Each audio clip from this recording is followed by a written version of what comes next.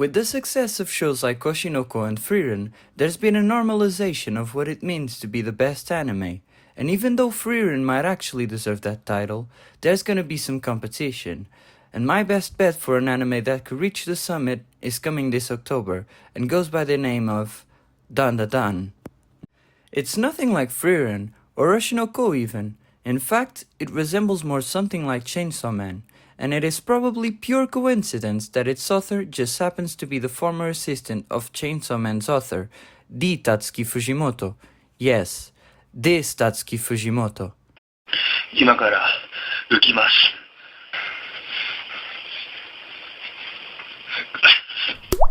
So, with that in mind, I think it's fair to say you're in, right? 一物しゃぶらせろ。 Turn the music up, just grab some body. Get loose in the club, you can wild the party. Till the sun comes up, all night no sleeping, just can't get enough. So live for the weekend.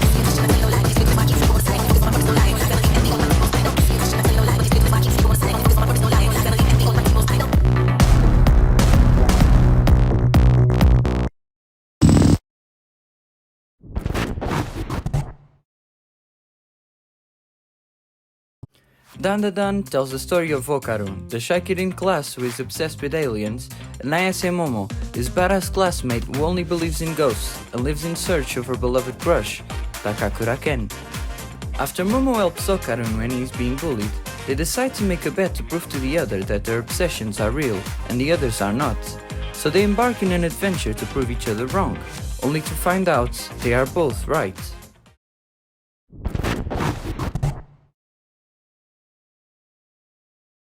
Okarun is your typical class nerd who doesn't know how to make friends, and so he drowns himself in alien stories in search of a different world where he can start his life anew. I mean, he's an awkward fellow after all. I know he seems like a really cliché character at its base, which he kind of is, but as the story starts to develop, he grows and ends up becoming a really likable character who will do anything to protect his friends.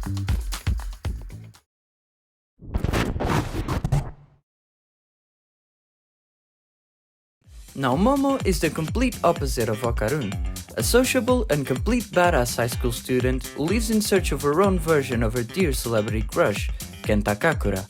She's also a firm believer in the paranormal ever since a certain incident with her grandma, and will even fight certain alien believers to prove it. Momo is one of the most endearing characters in the manga, as she won't stand for any injustice and won't stop until justice has been restored. Oh, and she's also my favorite character in the story.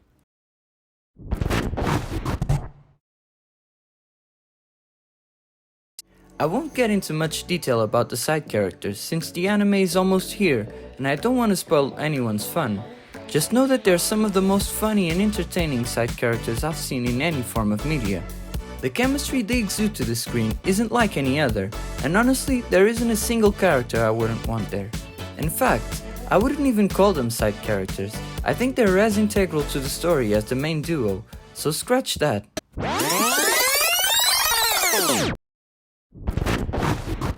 There we go.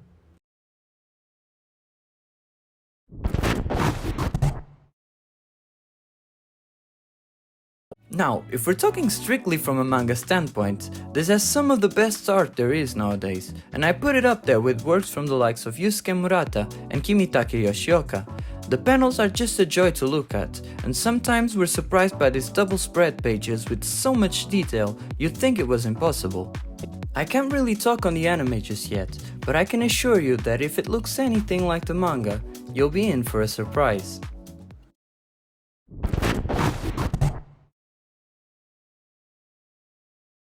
From the way I've talked about the story so far, you'd probably think it is just a crazy funny ride, which it is, but it is much more than that.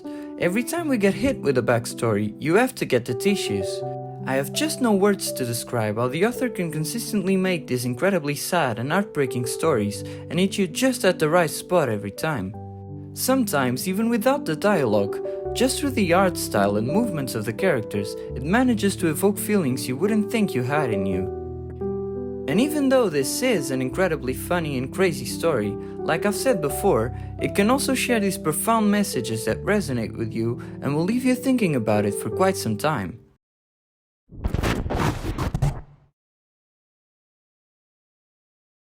And the romance. Come on, I know I've talked about romance quite a few times in this channel already, and I don't want to seem like a romance simp, which I am, but come on, Momo and Okarun have such amazing chemistry. They're playful and they're shy, but that just makes them one of the most realistic and entertaining teenage couples I've seen in manga and anime, and makes you want them to get together like it's the main point of the story, and it isn't. It's actually incredible that they're one of my favorite couples in manga, and this isn't even a romance.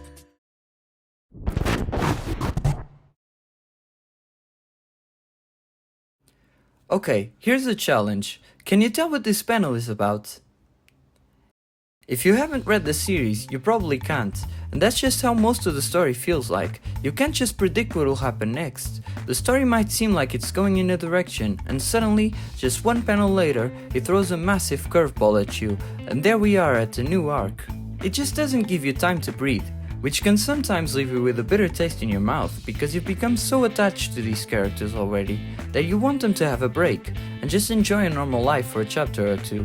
But this just makes it even more impressive how the author can keep coming up with these curveballs and surprise the reader every time.